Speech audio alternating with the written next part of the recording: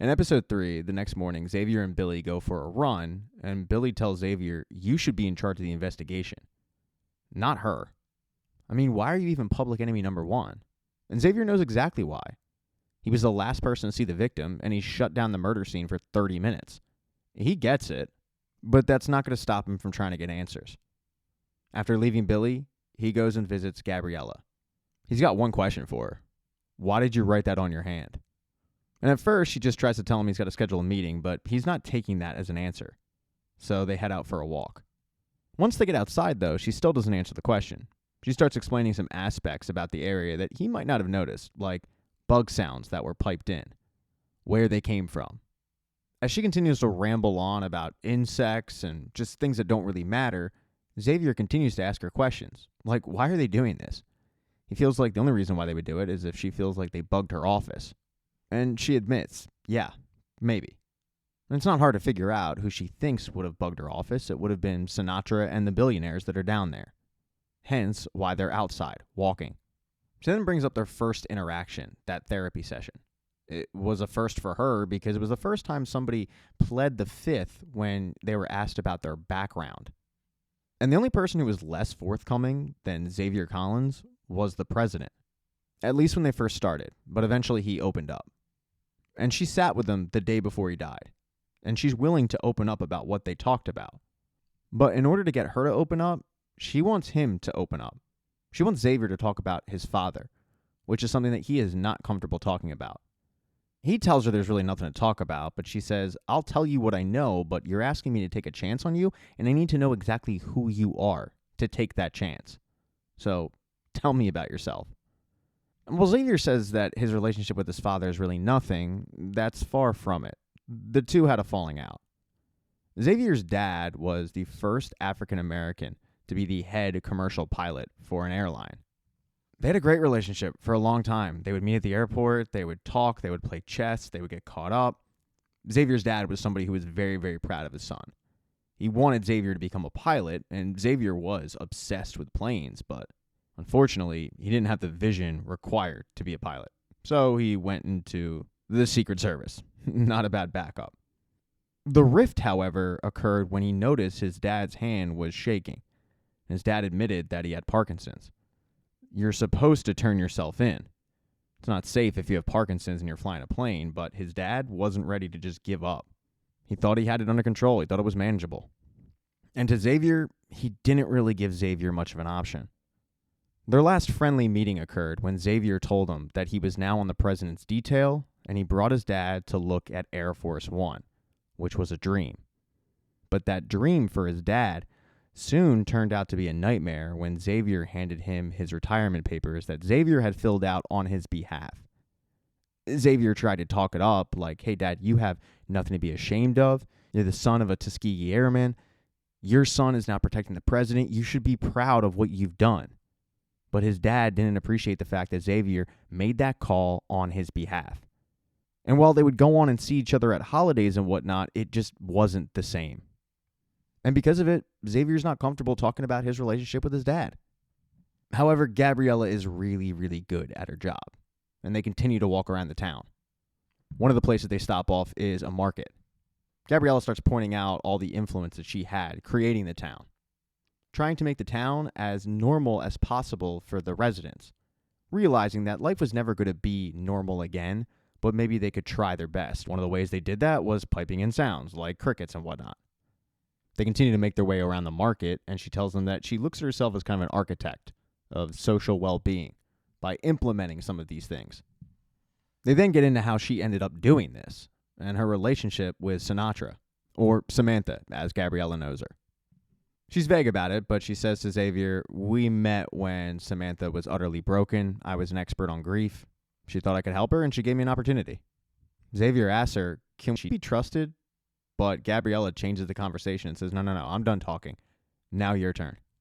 He gets pretty stressed out and just tells her, "Me and my dad had a falling out. It happens. Nothing big." But she pushes, asking about his last flight, Xavier getting pissed off, until finally Xavier snaps.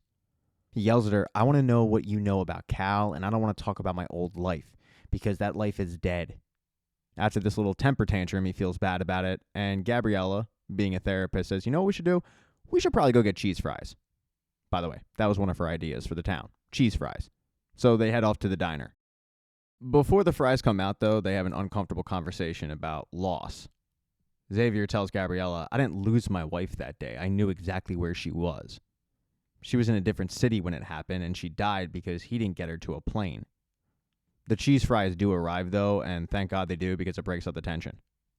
This brings up a more lighthearted conversation about the things that they miss from the real world. And he ends up going into a story about his wife and one of the reasons why he loved her. And after that, he finally tells her about the deterioration between he and his father's relationship. After the cheese fries, they walk to Gabriella's house because he still doesn't know exactly what happened in that final meeting. And when they get to the door, he asks, hey, did these numbers mean anything to you? And he recites the numbers from the cigarette, but they don't mean a thing to her. He then admits to her that he doesn't know why he was chosen to be there. He knows he's supposed to feel like one of the lucky ones, but he doesn't. And that's when she tells him that her role as the architect wasn't just about cheese fries and cricket sounds.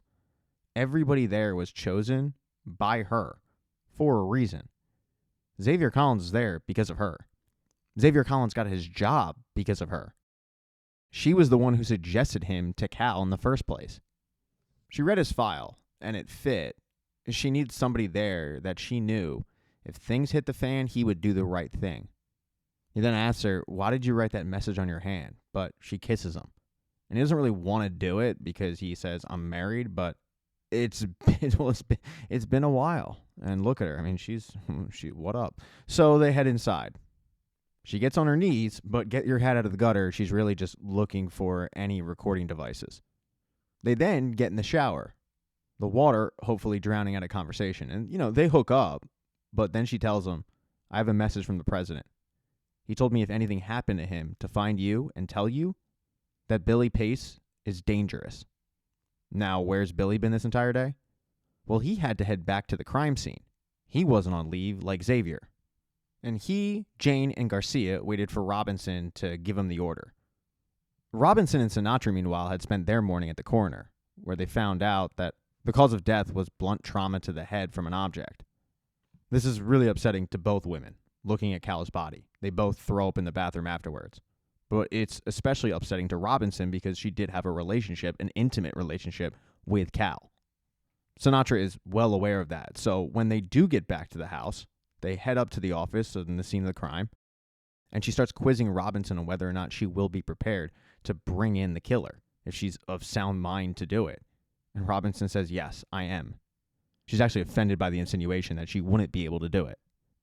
She then heads down and addresses Jane, Billy, Garcia, and she gives all three of them the update that she got from the coroner. There's no motive. There's no murder weapon. As for DNA, it's going to take a couple of days.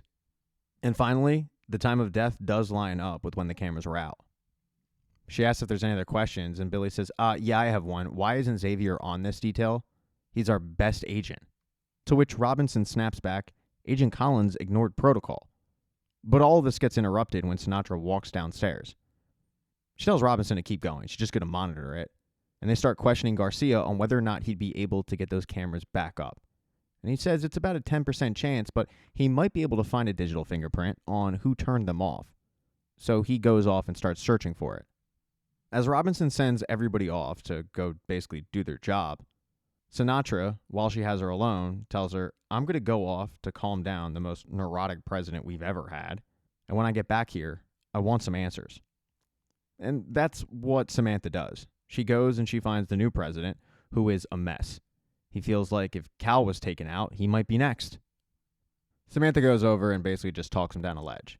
And then she heads back over to the president's old house to get some answers, where Garcia was actually able to get that digital fingerprint. Robinson and Sinatra wait in a room and they bring in Jane and Billy because the cameras were turned off by those two. Now, when they first get questioned, Billy just pleads ignorance. He acts like he doesn't know what they're talking about. But Jane, she cracks under pressure. She finally says, we did it because we wanted to play Wii Tennis, the video game. They admit that turning off the cameras was a pretty regular thing for them. They would do it and they'd take advantage of his video games, his food, his clothes, stuff like that because, after all, nothing ever happened. This was the first murder in 3 years. Sinatra can't believe about how stupid they were regarding all of this. But because they don't exactly have a ton of options, Billy and Jane just get dismissed. And when they do, Sinatra tells Robinson, "Start finding me some answers or I'll find somebody who will." Now, as for Billy and how he's dangerous, there might be some truth to it, because late at night, he swings by Xavier's place. And while Xavier is hooking up with Gabriella, Billy is watching Presley, and he's got a gun on the passenger side seat.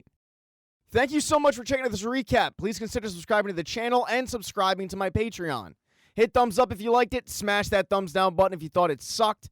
If you left a comment, I don't get back to you. I usually don't check the comments unless they're like a super comment. Also, if you don't see the next video up on the end screen, not to worry. It'll be up in a day or